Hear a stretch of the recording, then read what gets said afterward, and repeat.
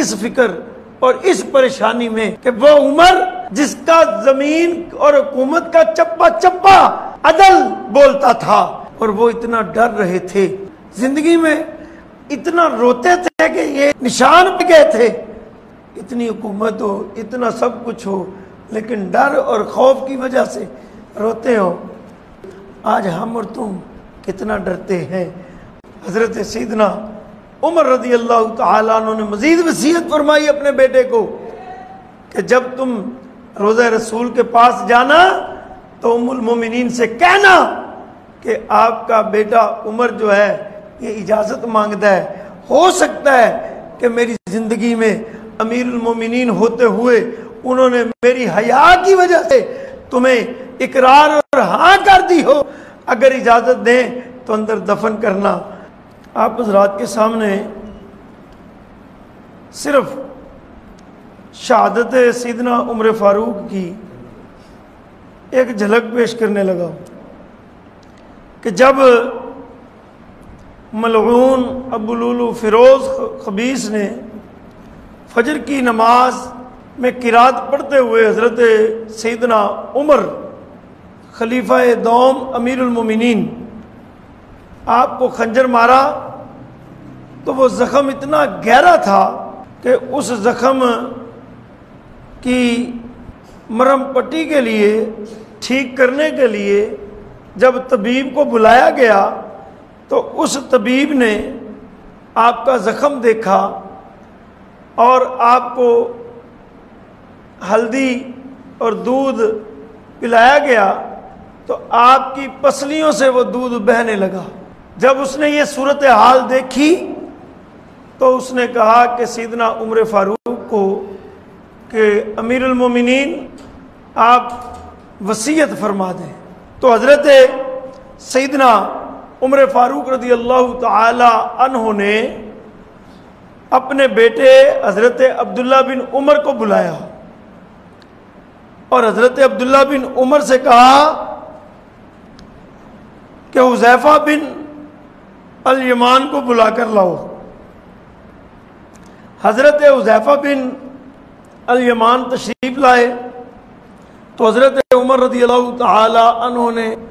فرمایا کہ حذیفہ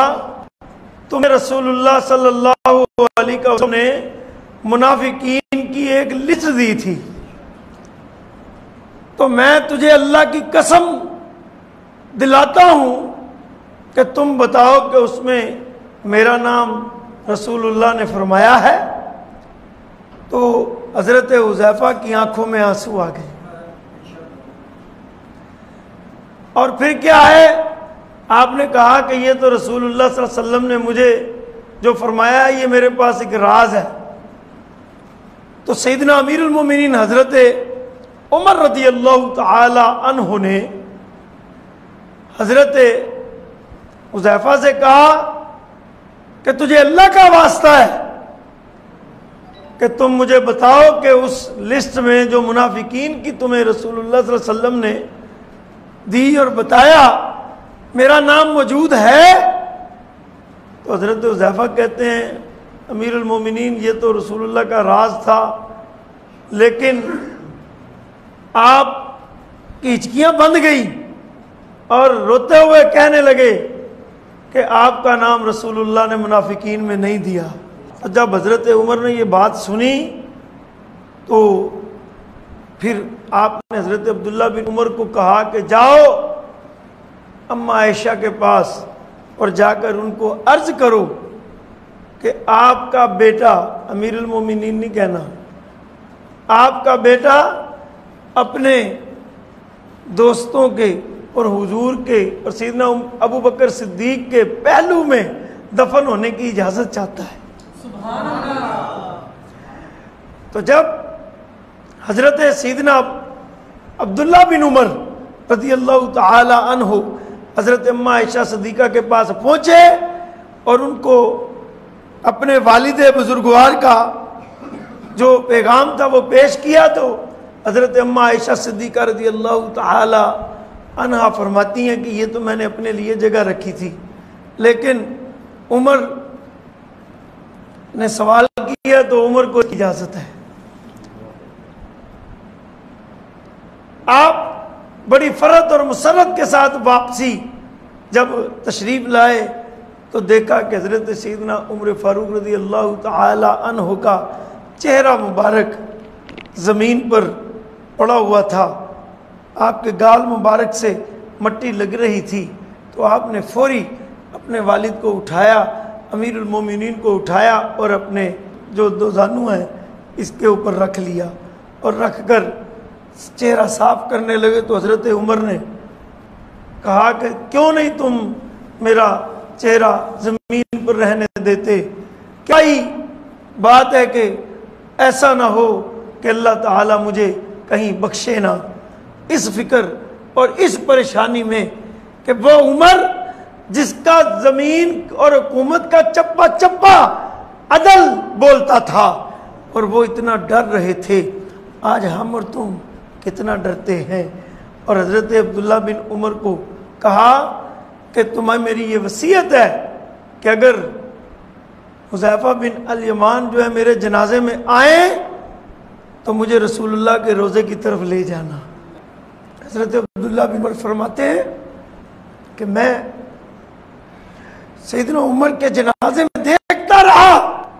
کہ حذیفہ بن الیمان مجھے نظر آئے۔ اچانک جب وہ مجھے نظر آئے تو میں خوش ہو گیا۔ جن لوگوں کا یہ مقام ہے، اتنے عدل انصاف اور اتنی ان کی زندگی میں اتنا روتے تھے کہ یہ جو آنکھیں ہیں نا ان دونوں میں کالی سیاہیاں پڑ گئی تھی، نشان پڑ گئے تھے۔ اتنی حکومت ہو، اتنا سب کچھ ہو، لیکن ڈر اور خوف کی وجہ سے روتے ہو۔ تو حضرت سیدنا عمر رضی اللہ تعالیٰ عنہ نے مزید وصیت فرمائی اپنے بیٹے کو کہ جب تم روضہ رسول کے پاس جانا تو ام المومنین سے کہنا کہ آپ کا بیٹا عمر جو ہے یہ اجازت مانگتا ہے، ہو سکتا ہے کہ میری زندگی میں امیر المومنین ہوتے ہوئے انہوں نے میری حیا کی وجہ سے تمہیں اقرار اور ہاں کر دی ہو، اگر اجازت دیں تو اندر دفن کرنا۔ لو کیسی بات ہے، ویسا ہی جیسے آپ کو وصیت تھی آپ نے حضرت عبداللہ بن عمر نے اس پر عمل کیا، اور آگے سے حضرت سیدہ طیبہ طاہرہ ام المومنین حضرت عائشہ صدیقہ رضی اللہ تعالیٰ نے اجازت بھی دی اور روضہ رسول سے باہر تشریف لے آئے۔ تو حضرات محترم، شہادت عمر رضی اللہ تعالی عنہ سے اسلام ایک بار یتیم ہو گیا، اور حضرت سیدنا عمر رضی اللہ تعالیٰ عنہ کے متعلق رسول اللہ صلی اللہ علیہ وسلم نے فرمایا کہ اللہ تعالیٰ نے عمر کے دل میں حق اور سچ جو ہے وہ رکھ دیا ہے۔ اللہ تعالیٰ حضرت سیدنا عمر فاروق رضی اللہ تعالی عنہ کے درجات خوب بلند فرمائے، اور قرب مصطفیٰ، قرب سیدنا ابو بکر صدیق رضی اللہ تعالی عنہ سے آلریڈی آپ مستفید ہیں، اور پوری دنیا کے اندر پوری امت مسلمہ کو آپ کے ذریعہ سے رسول اللہ صلی اللہ علیہ وسلم سیدنا ابو بکر صدیق کا فیض جاری و ساری ہے، اور آپ کی اہل بیت سے بھی جو محبت ہے وہ بھی کسی سے ڈھکی چھپی نہیں ہے۔